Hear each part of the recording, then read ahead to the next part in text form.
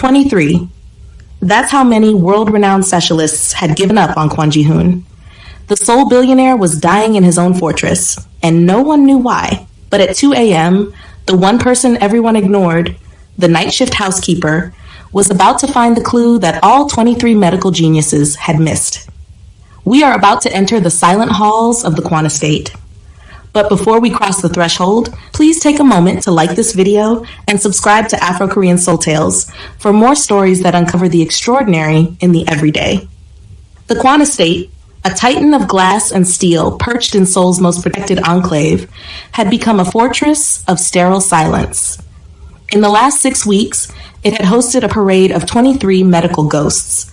These were not mere doctors. They were the titans of their fields. The cover stories of medical journals, flown in from Johns Hopkins, the Mayo Clinic, and the most exclusive private hospitals in Switzerland. Neurologists whose hands were insured for 8 figures. Toxicologists who consulted for governments.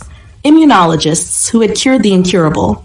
They came, they consulted, they ran their multi-million-won tests in hushed, somber conferences, and one by one they left, their briefcases filled with exorbitant fees and their faces etched with a polite, polished mask of failure. And Kwon Ji-hoon, at 34, Korea's youngest self-made billionaire, the Prometheus of tech, was still dying. Selah Hayes knew nothing of this. She only knew the silence of the night shift. She had been employed at the Kwon estate for exactly 3 months and 2 days. She'd found the job listing on a desperate, rain-soaked Tuesday and had taken it out of a spiraling sense of necessity. An Afro-Caribbean American woman in Seoul, she had once been a rising star.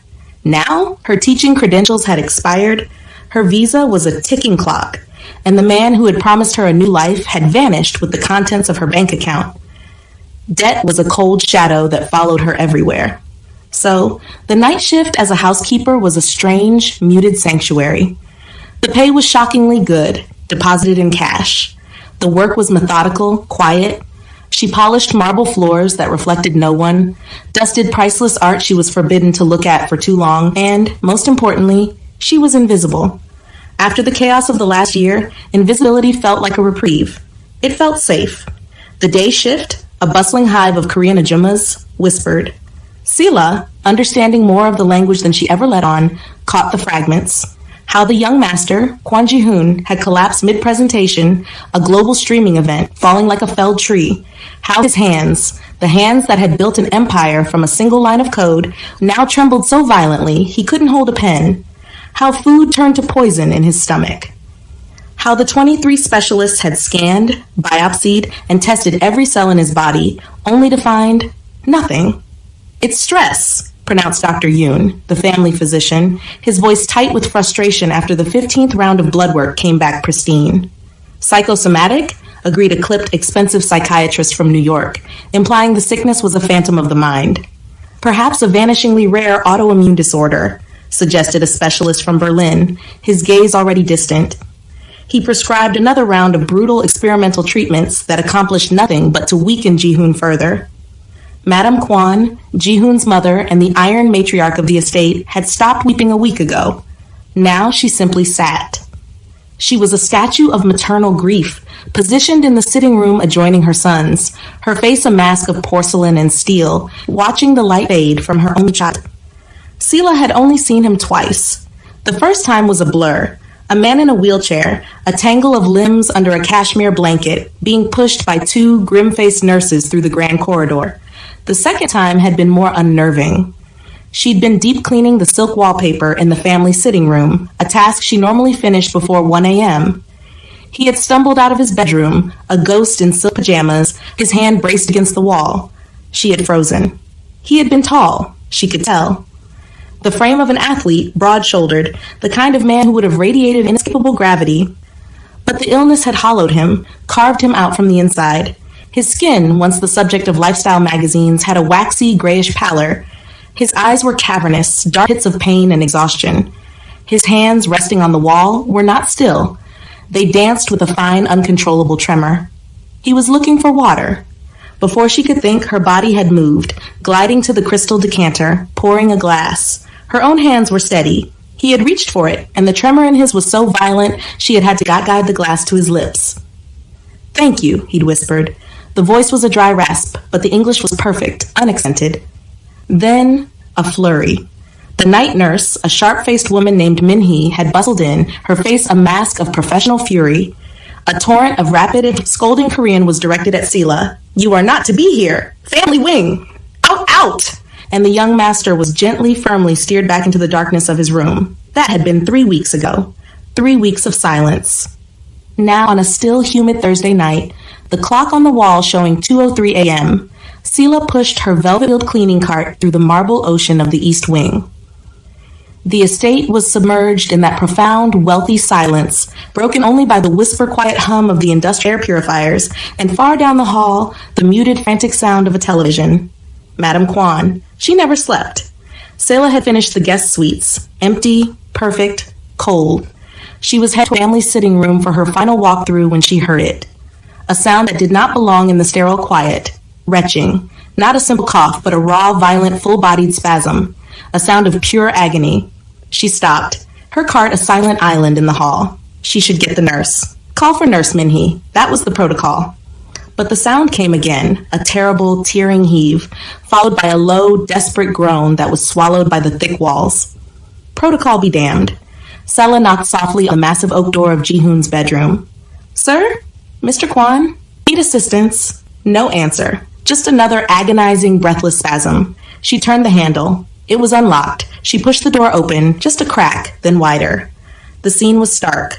The enormous, dimly lit bedroom was empty. The sound was coming from the ensuite bathroom, a cavern of white marble, its door ajar. And in the corner of the bedroom, in a plush recliner, sat Nurse Min-hee. Her head was lolled back, mouth open, a soft rhythmic snore escaping her lips. Selah's blood ran cold. She moved not as a housekeeper, but as a human being. She found him on the floor. Kwon Ji-hoon, the Titan, was on his hands and knees, hunched over the toilet like a supplicant. His body was racked by dry, useless heaves. There was nothing left to bring up, only bile and water. He was so thin, his designer pajamas hung from his bony shoulders. He was shivering. Selah didn't hesitate. She knelt on the cold marble beside him, her practical uniform-clad knees pressing into the expensive stone. She gathered his damp, matted hair in one hand, pulling it back from his face as another spasm seized him. It's okay, she murmured, the words automatic. It was the same tone she'd used for her younger brother's asthma attacks for college roommates with alcohol poisoning, a low, steady, comforting hum. I've got you. Just breathe. It's over. Just breathe. When the violent shuddering finally subsided, he slumped back, his body boneless, leaning against the cold porcelain of the tub. His breathing was a ragged, shallow saw. His skin, she noted clinically, was clammy, too cold. I'm going to get your doctor, Selah said, her voice firm, starting to rise. No. His hand shot out, grabbing her wrist. The grip was shockingly, desperately strong. It was the last ember of his power. No, more. Doctors. His eyes met hers, and in them she saw the thing that terrified her more than the sickness, more than the sleeping nurse. She saw resignation. He had given up. Please, he whispered, the grip loosening, the tremor returning. Just stay. 1 minute. So she stayed. She helped him rinse his mouth, his movements clumsy. She helped him stand, his arm draped over her shoulder, his weight almost nothing. She was struck by how light he was. She helped him back to the massive unrumpled bed, bypassing the sleeping nurse without a word. She fetched him a fresh glass of water from his own carafe and wiped his face with a cool, damp cloth from the bathroom. Nurse Min-hee snored on. He sipped the water, his hands shaking so much he had to steady glass. He lay back against the mountain of pillows, his eyes closing, then opening again. Why are you here? He asked after a long silent minute. The voice was a thread. At this hour? I cleaned the night shift, Selah said simply, standing near the foot of the bed, ready to leave. It's quieter. Fewer people. He watched her. His gaze was sharp, even through the fog of illness. You're American. Yes, sir. What brought you to Korea? She gave a short, mirthless huff of a laugh. A long story, sir, and not a very interesting one. A weak smile ghosted across his lips. I have time. I'm not going anywhere. Literally.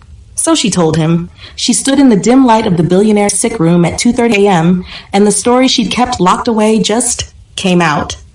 Not the whole truth, but the shape of it. Teaching English in Seoul, the ex-boyfriend who was all charm and empty promises, who'd borrowed her savings for a can't-miss start and then missed the expired visa. The desperate, cash-only jobs that barely covered her tiny, windowless Goshiwon room. "You're overqualified to clean houses," he observed, his voice still weak, but the processing power behind it was evident. "Right now," Selah said, her voice flat, "I'm just qualified enough to keep a roof over my head." He was quiet for a moment, his gaze fixed on the ceiling, as if calculating. Then his eyes moved back to her. "What did you study before?" "Teaching English." Selah paused. It felt like speaking of a dead person. "Chemistry. I was pre-med at Howard University, 2 years into my program before." She trailed off. Before her mother's diagnosis, before the medical bills had eaten her college fund, then the house, the next 10 years of her life, before everything fell apart, before life happened, she finished, her voice hollow. "Chemistry," Ji-hoon repeated. The word was different in his mouth, not a memory, but a data point. Something in his eyes shifted. The fog of resignation cleared, replaced by a flicker of something. Interest.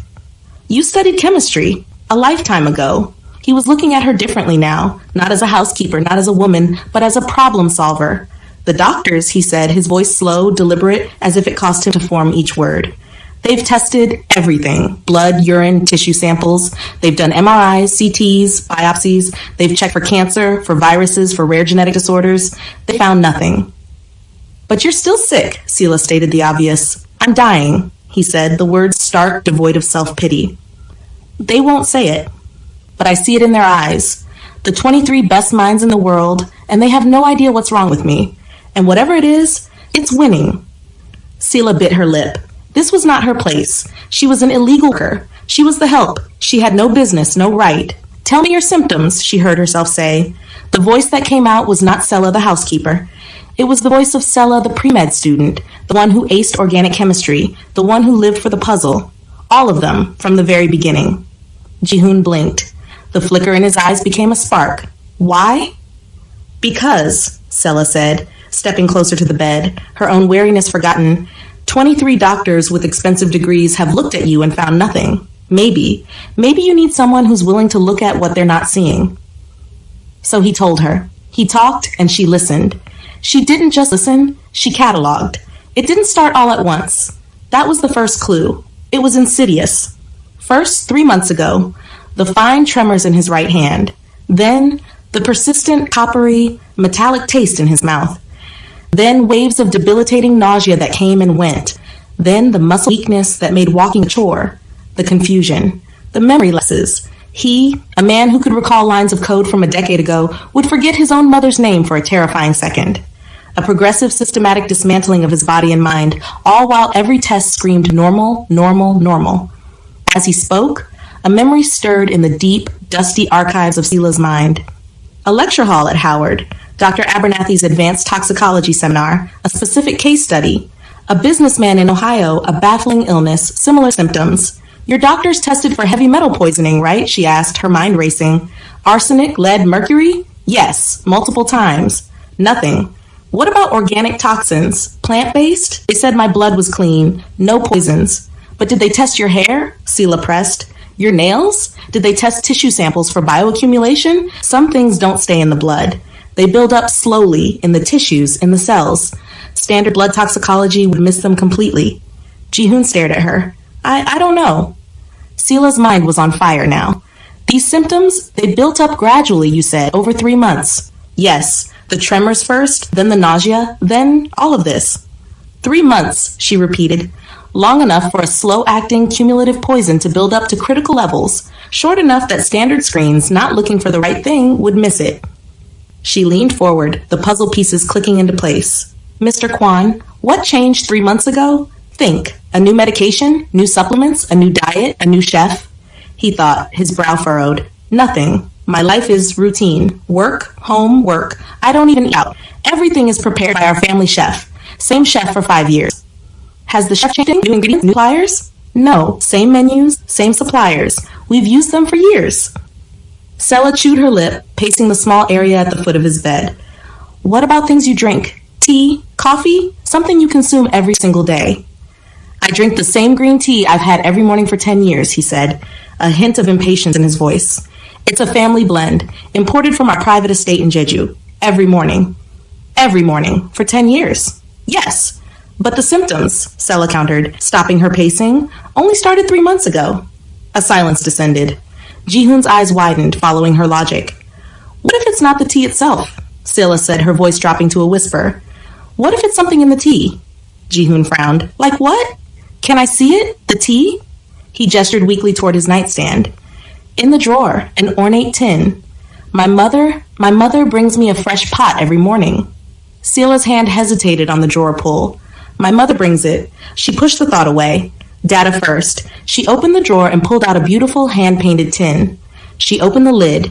Inside, fragrant, expensive-looking loose tea leaves. She brought it to her nose, inhaling deeply. Green tea, sharp and vegetal, and something else. Something faint. Something damp and faintly bitter beneath the fragrance. Do you have a magnifying glass? She asked, her heart hammering. My desk, in the study. Third drawer. Selah nodded. Don't move. She was back in 2 minutes, a heavy, old-fashioned magnifying glass in her hand. She spread a small sample of the tea leaves on a white piece of paper from his printer, bringing the bedside lamp closer. She angled the glass, focusing the light, and there it was. Mixed in, almost invisibly, with the long, elegant twists of the green tea leaves, were other leaves. They were smaller, more delicate, a slightly different shade of green, almost purplish at the stems. They were not tea. Her blood ran cold. She knew those leaves. She had studied them in a botany elective. Mr. Kwon, she said, her voice quiet, terrifyingly steady, I need you to stop drinking this tea, right now. Not one more drop. Why? What is it? His voice was thin. She hesitated. To say this out loud was to cross a line from which there was no return. But looking at his face, at the desperate hope and fear warring in his eyes, she knew she had to. I think, she said, her voice clear, someone has been poisoning you, slowly, with aconite. Aconite? It's a plant. You might know it as wolf's bane, or mushroom. It's been a favored poison for centuries. It's incredibly toxic, but in small, carefully managed doses over time, it produces exactly your symptoms. The tremors, the nausea, the metallic taste, the muscle weakness, the cardiac issues, and because it's plant-based and metabolizes, it's a nightmare for standard toxicology screens. They would never find it unless they were specifically looking for aconitine. Ji-hoon's face had gone a shade of gray she didn't think was possible. But who? Why? I don't know, Selah said, holding up the tin. But these leaves, these aren't just tea. Someone has been mixing aconite leaves in with your green tea, probably for months. My mother, he said, the words catching in his throat. She brings me the tea, every morning. She brews it herself. A terrible, suffocating silence filled the room. Does she drink from the same pot? Selah asked gently. No, she has her own tea, a different blend. They looked at each other. The implication was monstrous. I need to test this, Selah said, her mind leaping ahead.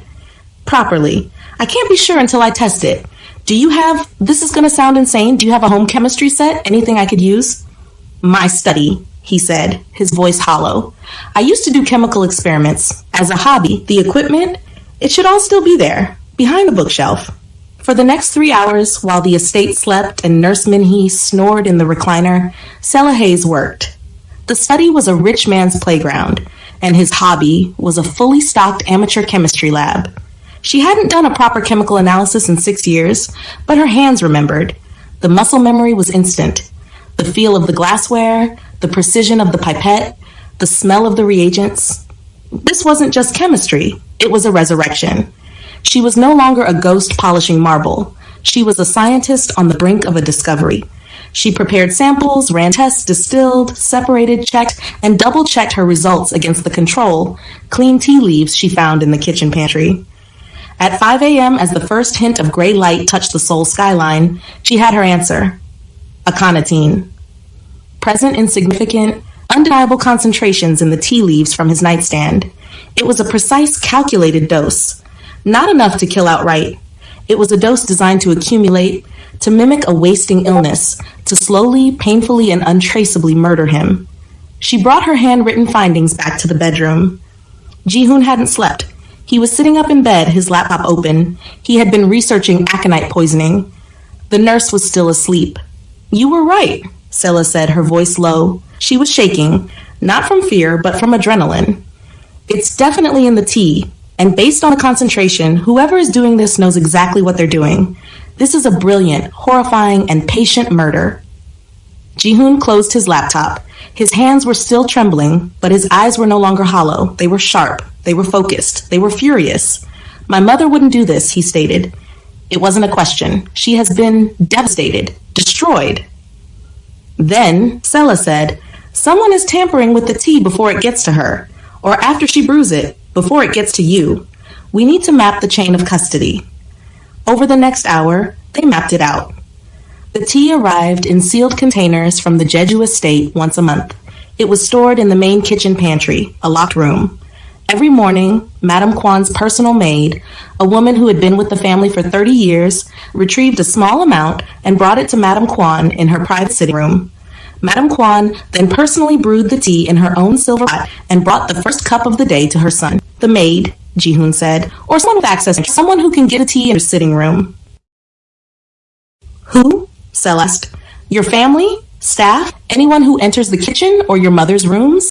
Ji-hoon's face darkened, settling into a mask of cold fury. My uncle, Kwon Byung-woo. Your uncle? He's been like a vulture, pushing for control of the company since the day I collapsed, telling the board I'm unfit to lead, that a regency is needed. The board is meeting next week to vote on removing me as CEO. And if you die? Selah asked the unspoken question. He inherits. My mother gets a comfortable pension, but he gets the company, the entire empire. There it was. Motive, opportunity, means. We need proof, Selah said, her mind now 2 steps ahead. Real, undeniable proof. Not just my backroom analysis. We need to catch whoever is physically putting the poison in the tin. How? Selah took a deep breath. The plan forming in her mind was dangerous. It was reckless. It was perfect. We set a trap. You stop drinking the poison tea immediately. I'll get you clean tea from the pantry, and I'll sneak it in here every night. You will pretend to drink the tea your mother brings you. You'll pour it down the bathroom sink, and then you'll start to get better. Miraculously, Ji-hoon said, catching on. Miraculously, Selah confirmed. You'll start improving. Your tremors will lessen. Your nausea will fade. Whoever is poisoning you will panic. They'll get sloppy. They'll need to up the dose or try something new, and we'll be waiting to catch them. Ji-hoon studied her for a long, silent moment. The sun was coming up. That's dangerous, he said. For you. You're dying anyway, Selah replied, her voice blunt. This way, at least we have a chance. He held her gaze. This quiet, invisible woman who had just diagnosed his untreatable illness with a magnifying glass and a college-level chemistry kit. Why are you helping me? He asked. It was the same question from hours ago, but now it had a different weight. You don't know me. This could get you deported, or worse. Selah met his eyes, and for the first time in a long time, she didn't feel invisible. She felt seen. Because 23 doctors with all their fancy equipment and degrees missed this, she said, her voice hard. Because you deserve to know the truth. And because, she paused, the truth welling up. Because chemistry isn't just what I studied, Mr. Kwon. It's who I am, and I'm not going to stand by and watch someone die from poisoning when I can stop it. He nodded, a slow, decisive movement. Okay, we do it your way. The next 5 days were a blur of high-stakes theater. Every night at 3 a.m., Selah would slip into the main pantry, retrieve clean, untampered green tea, and smuggle it into Ji-hoon's room. She'd take the poison tea from his nightstand tin and replace it with the clean leaves. Every morning, Madame Kwon would arrive, her face a mask of tragic love, bearing the silver pot. Ji-hoon would thank her, his hand, which he had to force to tremble, taking the cup. The moment she left, he would pour the poison tea down the bathroom sink and drink the clean tea Selah had hidden for him. The change was not miraculous. It was biological. It was real. By day 3, the constant sickening nausea had faded. He kept down a full meal. By day 4, the tremors in his hands had reduced by half. He signed a document, his signature still shaky, but legible. By day 5, the color had returned to his face. He stood up, unassisted, and walked to the window. The household was electrified. The whispers were no longer of death, but of miracles. Dr. Yoon was baffled, stammering about spontaneous remission. Madame Kwon wept tears of pure, unadulterated joy. But someone was watching. Someone was not celebrating. On the night of the 6th day, Selah Hayes went to the kitchen at 3 a.m. to prepare that night's clean tea. The house was silent. She unlocked the pantry, her movements practiced, silent. She was measuring the leaves into a small bag when she heard a sound from the main kitchen. She froze. Slowly, she exited the pantry and rounded the massive steel-topped island. He was there. Kwon Byung-woo, Ji-hoon's uncle, stood in the dim moonlight filtering through the kitchen windows. He was dressed in a dark silk robe, and he was standing over the main, large tea container, the one shipped from Jeju. In his hand was a small, dark glass vial. They stared at each other for a long, frozen second. "You?" Selah breathed. A slow, reptilian smile spread across Byung-woo's face. It wasn't a nice smile. "The little housekeeper. I wondered who was interfering. My nephew's miraculous recovery. It was you." "I'm calling the police," Selah said, her hand fumbling for the phone in her uniform pocket. "With what evidence?" he sneered, not moving. He was utterly calm. "Your word against mine? A black American, an illegal worker with an expired visa?" He shook his head, a parody of pity. "No one will believe you, my dear." He stepped closer into the small pool of light from the open refrigerator. Selah saw the vial in his hand more clearly. It was not filled with leaves. It was a dark, concentrated liquid. "This," he said, holding it up conversationally, "is a much purer, much faster-acting extraction. Aconitine in its liquid form. This would kill him in hours, not months. I was saving it for an emergency. I suppose this qualifies." "You won't get away with this," she whispered, her heart hammering against her ribs. "My dear," he said, taking another step, "I already have. Even if you scream right now, even if you tell everyone, it's too late. I'll dispose of this." He shook the vial. "And that tea tin will just be innocent green tea. No proof, no case." He was right. She knew, with a sickening lurch, that he was right. All her tests had been on samples she'd taken. The original tin was here, and without it, she had no physical evidence. "Unless," Selah said slowly, her voice shaking but her hand now out of her pocket, perfectly steady. "You're right. No one would believe me. That's why I'm recording this." She held up her phone, the screen facing him. The bright red recording dot was visible in the darkness. The audio waveform was dancing as he spoke. His face. It was a masterpiece of collapse. The arrogance, the confidence, the sneering superiority, it all vaporized, replaced by a white, papery mask of pure, primal panic. "You recorded everything," he hissed. "Your passion," she confirmed, her voice gaining stride, frozen in a deadly tableau. Then he lunged. He was fast, but Selah was faster. She hadn't grown up with 3 older brothers in Atlanta for nothing. She knew how to fight.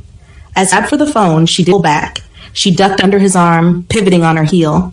As he stumbled off balance, she brought her steel-toed work shoe up and kicked him, hard, directly in the knee.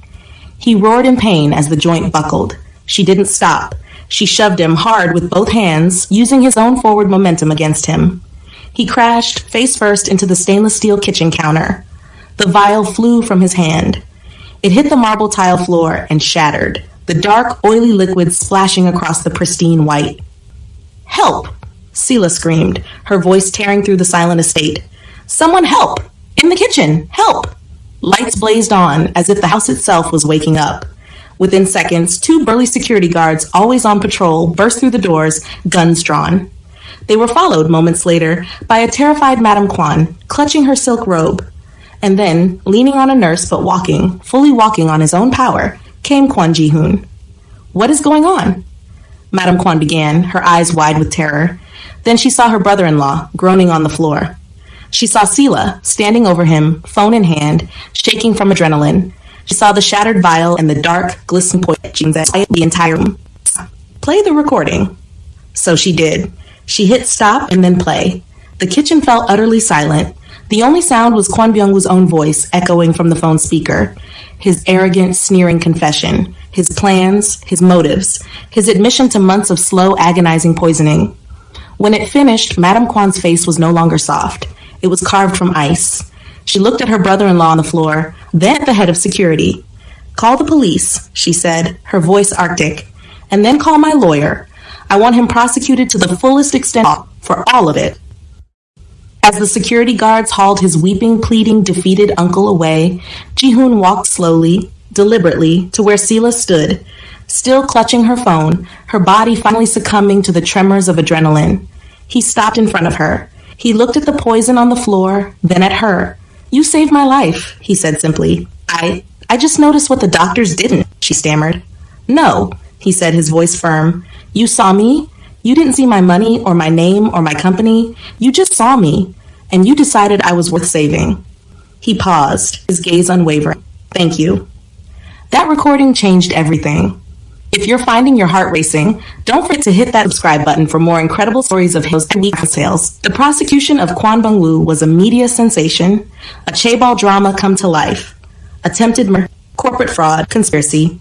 The evidence, sales recording, and her meticulous chemical analysis was irrefutable. He was sentenced to 20 years in a maximum security prison. But the story, the one that captivated the public and baffled the media, was the housekeeper, the invisible woman who had outsmarted 23 of the world's finest doctors. Selah Hayes became an overnight and very reluctant sensation.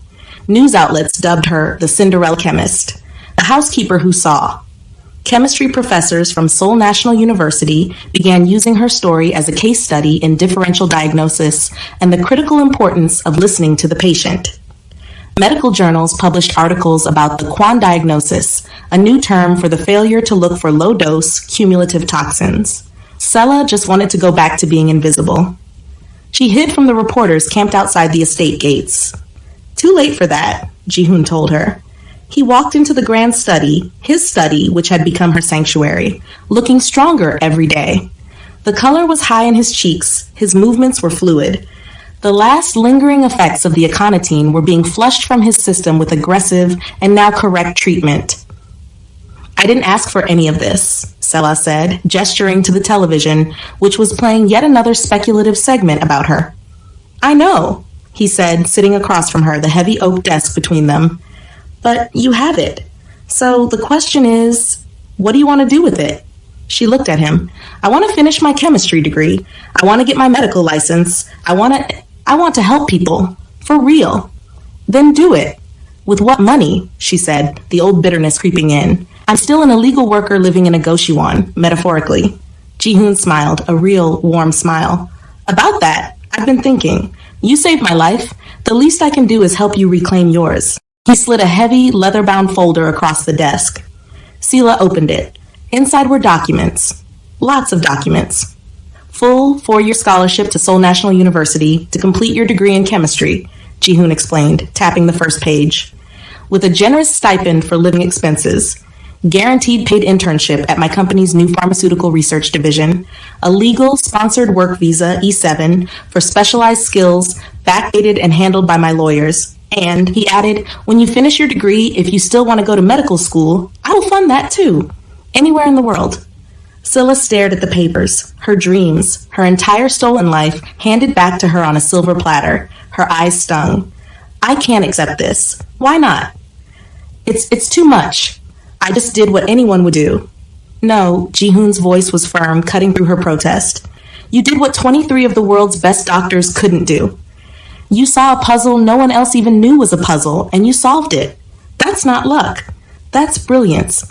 And brilliance, Miss Hayes, deserves investment. I'm a businessman. I know a good investment when I see one. I don't want charity, she said, her voice thick. It's not charity. It's payment for services rendered. The highest stakes consultation in medical history. You saved my life. This, he gestured at the folder, this barely begins to repay that debt. Selah looked at him, at this young, powerful man who had been at the brink of death and was now offering her the world. She saw the sincerity in his eyes, and she saw her opening. On one condition, she said. He laughed, a full, healthy sound. I should have known. Name it.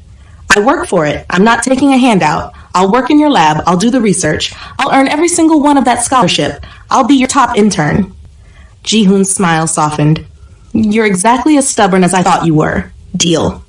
He extended his hand across the desk. She shook it. Her grip was firm. His was, for the first time, stronger. One more thing, Ji-hoon said. My mother wants to meet you, properly. She's been asking for days. That meeting changed everything. Madame Kwon didn't just thank Selah. She didn't bow. She embraced her. She, the Iron Matriarch, wept on the shoulder of the former housekeeper, calling her Uri Jipwi Seju, our family savior. And then she insisted. You will not live in that tiny room, Madame Kwon said, her old fire returning. You will move out of the goshiwon immediately. You will live here, in the guest house on the estate, until your studies are complete. You will eat with us. You will be part of this family. My son owes you his life. We all do. So Selah Hayes moved into the guest house. She started her classes at SNU, where she was, unsurprisingly, at the top of her class. She began working in the state-of-the-art research lab at Kwon Industries, where she wasn't just an intern. She was a legend. And slowly, carefully, over shared meals and late-night study sessions, she and Ji-hoon became something more than victim and savior. They became friends. He would find her in the lab at 2 a.m., poring over complex equations, and he'd bring her coffee. They would talk, not about poisoning, but about molecular structures, about market analysis, about the future of pharmaceutical research. You light up when you talk about molecular structures, he observed one night, watching her diagram a complex protein. And you light up when you talk about destabilizing a rival's market share, she countered, grinning. We're both nerds, Ji-hoon. Just the best kind of people. The friendship deepened, naturally, organically. There were long dinners with his mother. Long conversations in the estate's sprawling garden, where they talked about everything and nothing. There was a quiet, unspoken understanding between them. They had both come close to losing everything. They had both been given a second chance. I almost died, Ji-hoon said one evening, looking out over the city lights from the estate's garden terrace. And the thing I regret most is that I was so focused on work, on success, on building the empire, that I forgot to actually live. What does living look like to you? Selah asked softly, sitting beside him. He turned, his gaze meeting hers in the twilight. This, he said, his voice quiet, right here, talking to someone who sees me, not my bank account. Someone who saved my life because of the right thing to do, not because she wanted something from me. I did want something from you, Selah admitted. He raised an eyebrow. I wanted you to live. That counts, he said, his smile reaching his eyes. 2 years later, Dr. Selah Hayes, she had reclaimed her father's name for her degree, graduated from Seoul National University with highest honors in chemistry. Kwon Ji-hoon was in the front row, cheering louder than anyone. At her graduation party held in the gardens of Kwon Estate, he pulled her aside. What's next, he asked. Medical school, like we planned? And after that, change the world, obviously. She grinned. Small goals. He laughed. Then his expression turned serious. Selah, I need to tell you something. Okay. She waited. I'm in love with you. Selah froze. Her celebratory champagne glass hung suspended in her hand. What? I'm in love with you, he repeated, his voice steady, his eyes searching hers. I have been for a while. Maybe it was from the moment you knelt next to me on that cold bathroom floor and decided I was worth saving. Maybe it was later, when you risked your life and your freedom to expose my uncle. Or maybe it was just yesterday, when you spent an hour explaining photosynthesis to me like it was the most fascinating, magical thing in the world. He took a breath, closing the small space between them. I'm in love with you, Selah. Your mind, your strength, your impossible, stubborn heart. And I needed you to know. She stared at him. This man who had given her back her dreams, who had believed in her, challenged her, and become her best friend. I'm scared, she admitted, her voice a whisper. Of what? Of this. Of losing our friendship. Of the power imbalance. Of being happy, she finished, her voice small. Then let me be scared with you, he said gently. He took her hand. I'm not asking you to marry me tomorrow. I'm not asking you to change your plans. I'm just asking for a chance. A chance to see if what we have could be something more. Selah thought about it. She thought about the girl who'd arrived in Korea with a suitcase full of dreams and ended up cleaning houses, invisible and forgotten. She thought about the woman she had become, educated, confident, seen. And she thought about the man in front of her who had looked at her and seen not a housekeeper, but a brilliant chemist. Not a charity case, but an equal. Okay, she said, a slow smile spreading across her face. One condition. He threw his head back and laughed. Always with the conditions. I love it. Name it. We take it slow, she said, her voice firming. Really slow. I'm going to medical school. I'm going to build my career. I need to become Dr. Hayes on my own terms before I become anyone's partner. Deal, he said instantly. And if it doesn't work out, then we stay friends, she said. Always, promise. Always, she squeezed his hand. Then let's try. 5 years later, Dr. Selah Hayes Kwon, the new chief of toxicology at Seoul National University Hospital, stood in her state-of-the-art research lab. She was training the next generation of doctors, her white coat crisp, her voice confident. 23 specialists missed the diagnosis that almost killed my husband, she told her wide-eyed students, gesturing to a complex chemical diagram on the screen. Not because they weren't smart, not because they weren't the best, but because they weren't looking at what they couldn't see. They were looking for a rare disease, not a common poison in a rare form. Your job isn't just to treat illness, it's to notice, to see what everyone else misses, to ask the questions no one else is asking, to see the invisible.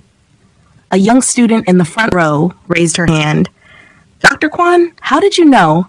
How did you know to look for plant-based toxins when everyone else was looking at diseases? Selah smiled, a warm, private expression, as she twisted the simple but elegant wedding ring on her finger.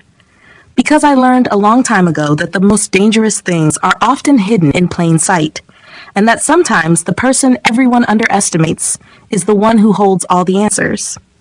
Also, a new voice added from the doorway, she's smarter than everyone else. She's just too modest to say it. Kwon Ji-hoon, looking robust and healthy, walked into the lab carrying 2 cups of coffee. The students laughed. After class, Ji-hoon and Selah walked through the hospital gardens, hand in hand. Do you ever think about that night? He asked. When you found me on the bathroom floor? Every day, she admitted. Me too, he said. He stopped and kissed her temple. It was the best thing that ever happened to me. Almost dying? She teased. It's morbid, but true, he said, serious. If I hadn't gotten sick, if my uncle hadn't tried to poison me, I never would have met you. I never would have had the chance to fall in love with the brilliant, stubborn, impossible woman who saved my life. You saved mine too, Ji-hoon, Selah said, leaning her head on his shoulder. You just don't realize it. How? You gave me back my purpose. You gave me back my dreams. You gave me back myself. She smiled up at him. We saved each other. And there, in the garden of the hospital where she now worked, where she saved lives every day using the knowledge she had fought so hard to reclaim, Dr. Selah Hayes Kwon kissed her husband. She thought about the invisible girl she used to be. The girl no one noticed. The girl who'd noticed everything, and in doing so hadn't just saved a life, she had built her own. The story of Selah and Ji-hoon is a powerful reminder. Never ever underestimate the person you don't see. The quietest voice might have the most powerful truth. Thank you for watching this story on Afro-Korean Soul Tales. If you were moved, please like, subscribe, and share this video. What hidden truths do you see in the world? Let us know in the comments below.